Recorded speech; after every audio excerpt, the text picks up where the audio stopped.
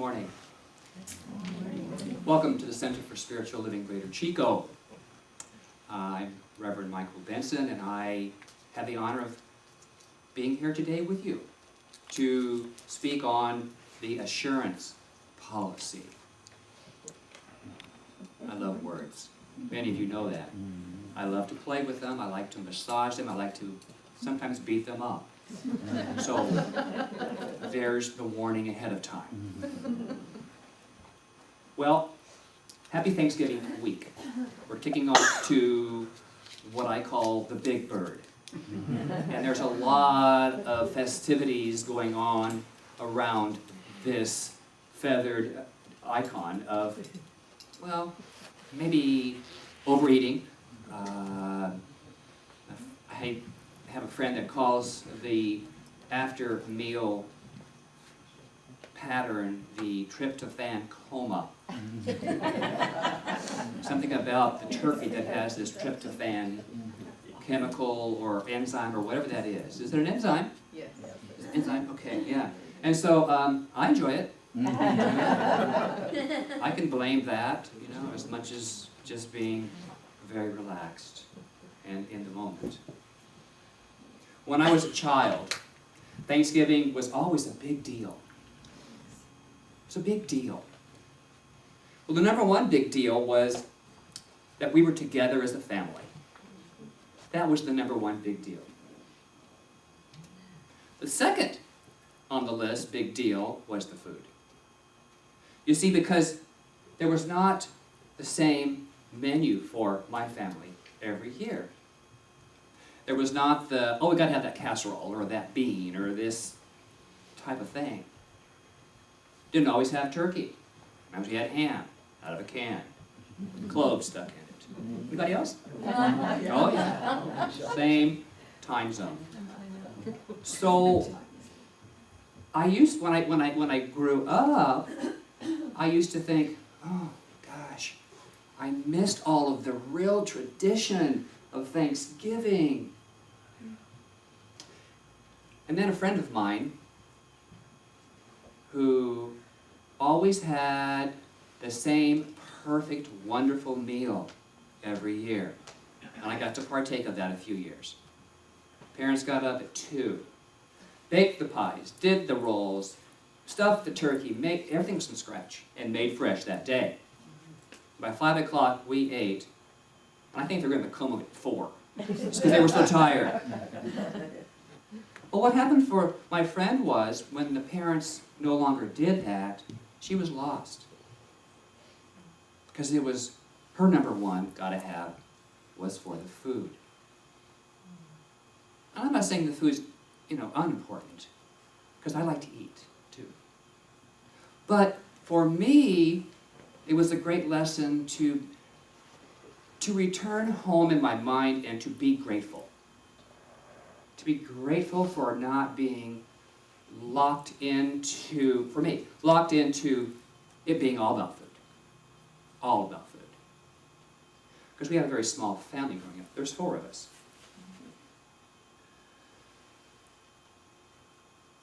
So the menu, like I said, it changed every year. But one thing that never changed was the reason for Thanksgiving. We always had the real reason. And it was about being grateful that we were together. Grateful as a family. And we may not have had what I considered a lot of financial abundance, but we always had a nice Thanksgiving meal. So I'm grateful beyond measure for that memory. Because to me, that's what Thanksgiving is about. Remind me to be grateful, thankful of the generous nature of life itself, too. And I love the images that I have from that period because it helps me recreate that in my life. Memories are very creative. They recreate for us what we know. And it could be an emotional memory. It could be, the family dysfunction that we get together every year and You know, we fall into the dynamics of what we know. And that could be fun. We play with it in my family now. I would say, name that dysfunction. It's a game. Some people play Monopoly. Or Scrabble, or whatever you play. Ours is name the dysfunction. And you know what? It takes the pain out of it. We can laugh at it. We find it, we'll name our own. As soon as we're doing, I'm doing guilt. Yeah, you are. Yeah, you are. So, that's what memory can do for us at holidays. It helps recreate and bring up long-held patterns. So, have fun with that on Thursday, if you do Thanksgiving Thursday.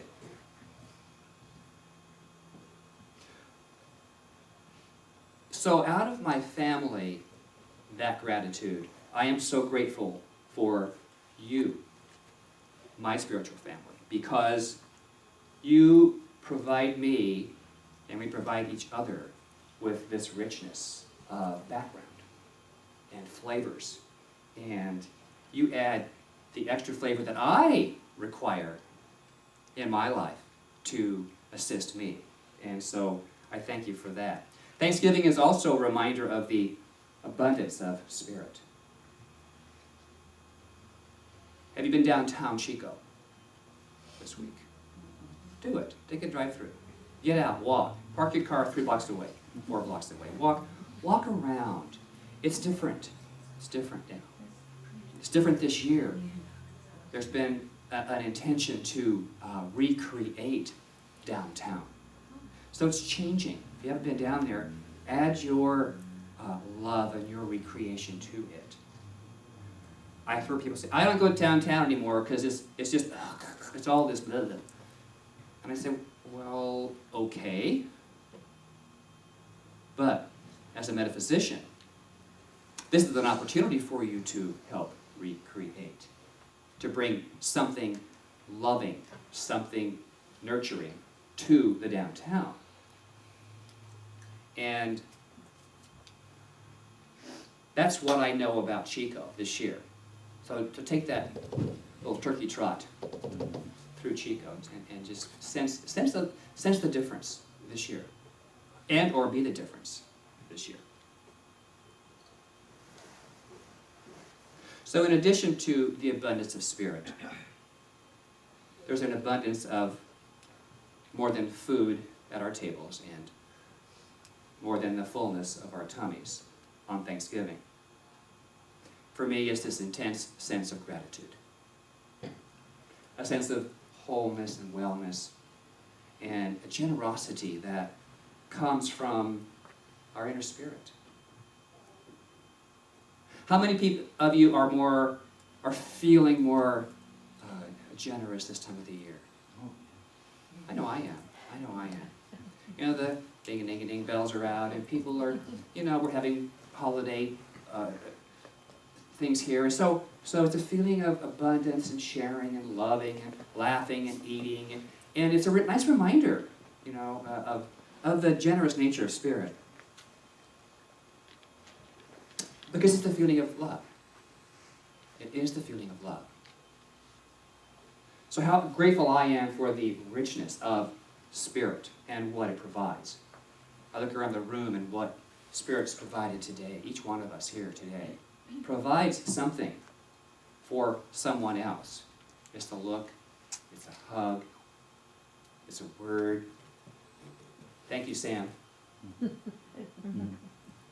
Thank you, Sam. I love the images today. They're gorgeous. And as family, when something is being created, sometimes the recipe needs a little more of something, doesn't it? So I want to honor all of us for being brave, and Sam specifically, to create and always be creating. Always be, and as a family, we get to participate in it.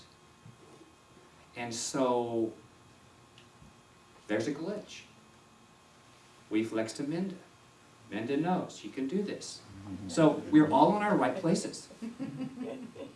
Willing, loving, and serving.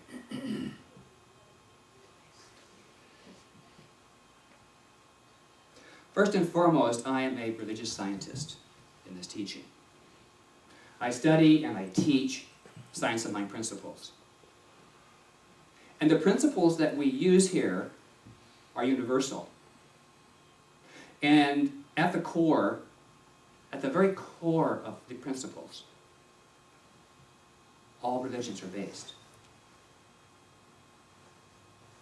I think I had shared with you that Dr. Ken, who was here 2 weeks ago, as spiritual leader in the world, his mission and that of our world organization is to get covenants with all of the world religions based on same founding core principles.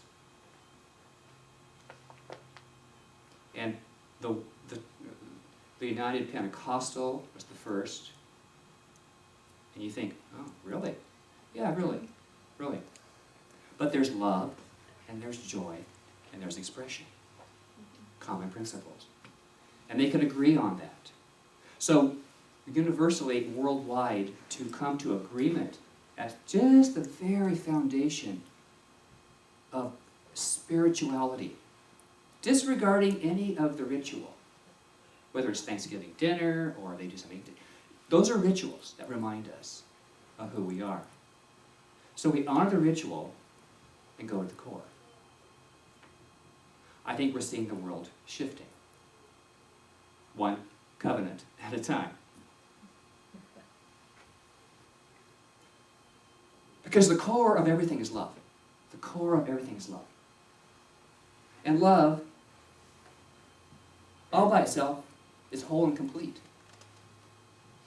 It's whole and complete in and of itself. Because with love, as we've heard, all things are possible. All things are possible. Speaking of love. And as love, you and I are able to live the gift of God called this life. This is the gift of God, this life. And we get to live it in our individual and unique fashion. We all come here from different places, not just our houses, but we come from different places of experience. So we bring our gift. And we are called in this teaching to live this life in perfect faith and to act with perfect assurance. Now, what is that? Well, it all begins in mind. If you studied this teaching at all, it all begins in mind. Not the brain, in mind. Because there's only one mind. There's only one God. And that mind of God is always perfect. That's the perfection of life that we move back into awareness of. And there's no mistakes in the mind of God. Only love. So if we live from love, guess what we have in our lives? Love. Love. Ernest Holmes tells us, in mental work, we must realize that there is one infinite mind, which is consciously directing our destiny. Declare every day that no mistakes have been made. None are being made, and none can be made. Declare there is one supreme intelligence which governs, guides, and guards, tells me what to do, when to act, and how to act. Having done this with perfect faith, act with perfect assurance. It's called treat and move your feet, in a nutshell. Treat and move your feet. And declare further, everything necessary to the full and complete expression of the most boundless experience of this thing called joy is mine now. Is mine right now. Know this, see it, feel it, and be it.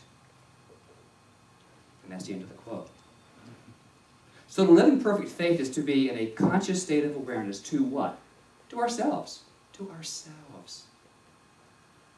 To know we are whole, perfect, and complete in the mind of God is to plant this truth more clearly and deeply into our individual consciousness, in our own minds.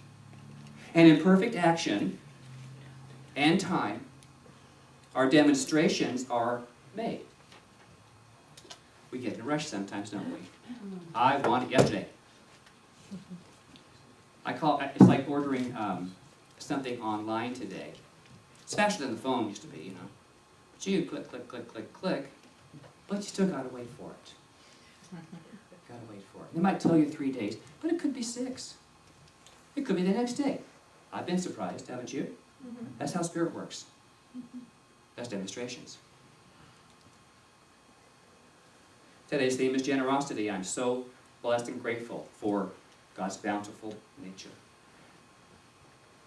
So today let's realize the abundant, generous spirit that surrounds us. Surrounds us. I look in the fellowship hall. What generosity, what boundless supply. Open your minds and awaken to some greater idea that you have, because you do have one. And then act with perfect assurance toward it. Assurance is about what matters, what we deem to be important. It's what we are sure about. That's assurance. It's our spiritual guarantee. The result is a life of ultimate volition and joy. I love the word volition. It's powerful. We each have volition. We have the power to choose. Always at the power to choose. Every single moment we choose. And that's God's purpose in our life, I believe, is to be able to choose our own life. So, with clarity, tell God where to go. Tell God where to go. Remember, God is love and loves to provide. God loves to provide. I call God the ultimate CEO that says yes to whatever it is you write up on your order at your company. It's your company. It's your company. What are you ordering up? That's big. That's big news. It was to me. Still is. Because every so often I get a little more than I thought I wanted. Or something different. So it's time for more clarity. So remember, it provides all the time. Tell God where to go. Because we're telling God where to go all the time. Through our thinking, our emotions, our fears. All the time. All the time. Are you doing it with love, and gratitude, compassion, generosity? Or are you doing it out of fear? Afraid you're not going to. Afraid you might not be able to. What makes you thrive? What gives your inner sense that joy? Joseph Goldstein said, cultivating an active mindfulness of one's experience, moment to moment, is the path to awakening. And that's what we're doing. We're cultivating our lives, moment to moment, through our assurance that we are directing our lives through the power of God, power of the mind.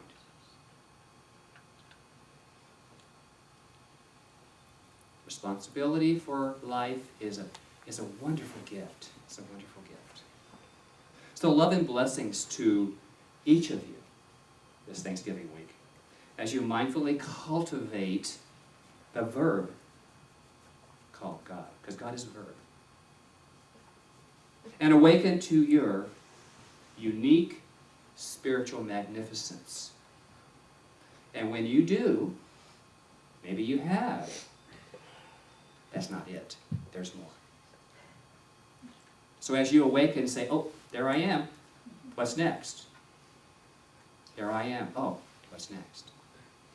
And that's being alive. It's being alive. Being generous. Being alive. So happy Thanksgiving, my beloveds. Namaste.